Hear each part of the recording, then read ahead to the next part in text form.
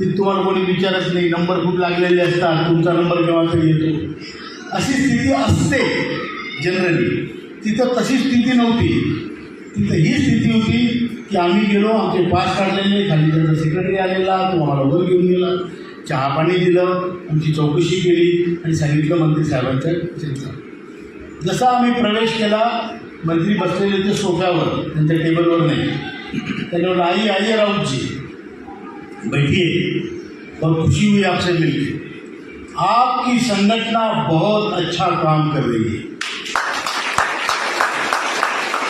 हम सब आपके साथ हैं, मैं आपके साथ हूँ, देश का नेता आपके साथ है, और आपका काम होना चाहिए, ये हम सब की मंशा है.